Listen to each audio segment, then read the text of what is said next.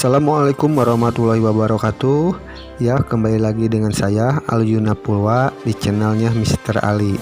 Sebelumnya Bapak ucapkan selamat kepada kalian yang sudah naik ke kelas 8. Selanjutnya di kelas 8 kita akan membahas tentang memahami kedudukan dan fungsi Pancasila. Di kelas 7 apakah kalian ingat penyusunan dan penetapan dasar negara? Ada yang ingat? Ayo ingat-ingat lagi. Buka bukunya, baca-baca. Pancasila ditetapkannya pada tanggal 18 Agustus 1945.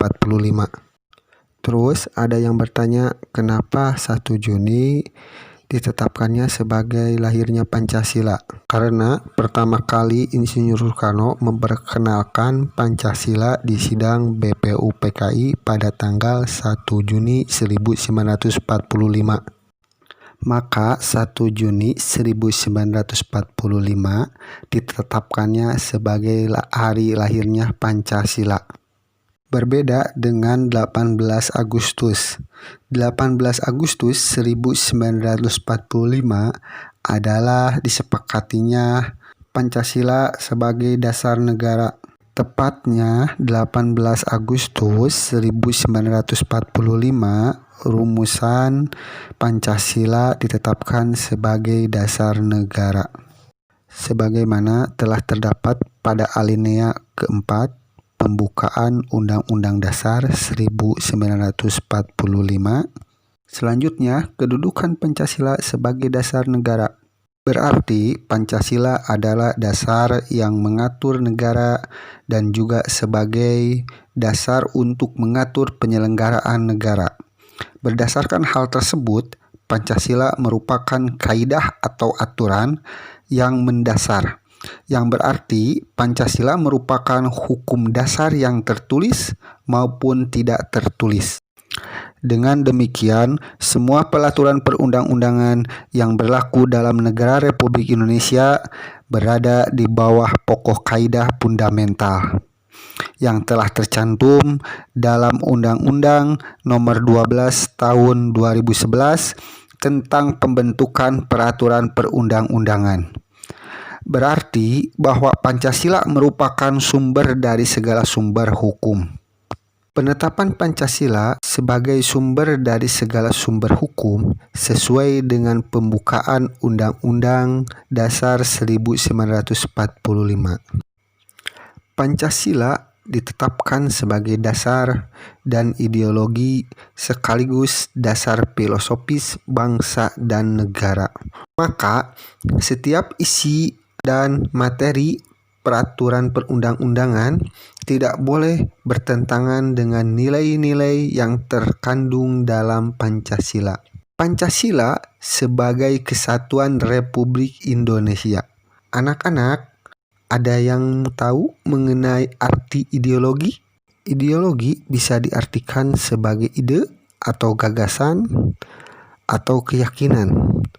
Pancasila sebagai ideologi itu bisa diartikan ide atau gagasan dari para pendiri bangsa Indonesia. Juga menjadi pandangan hidup bangsa Indonesia, serta menjadi petunjuk bagi bangsa Indonesia untuk menyelesaikan permasalahan-permasalahan yang dihadapi oleh masyarakat Indonesia.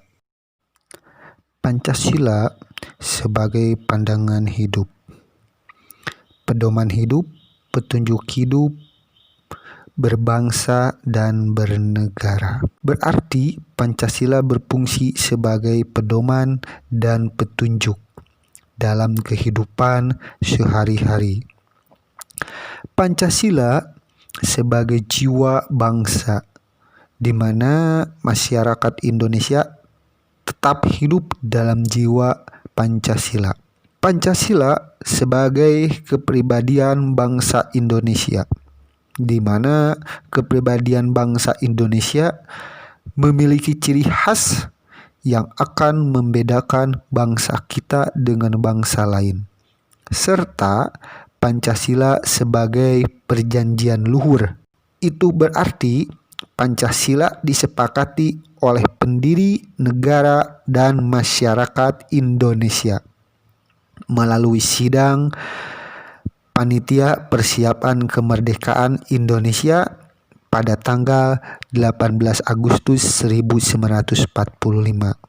Pancasila sebagai cita-cita dan tujuan bangsa Indonesia memiliki fungsi yaitu menciptakan masyarakat yang adil dan makmur.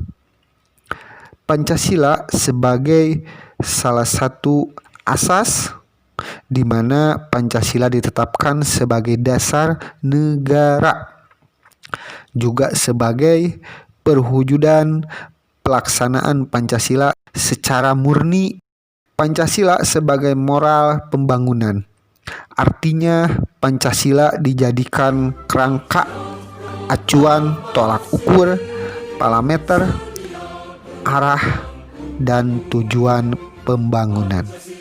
Itulah penjelasan dari materi memahami kedudukan dan fungsi Pancasila. Penjelasan ini diambil dari beberapa sumber.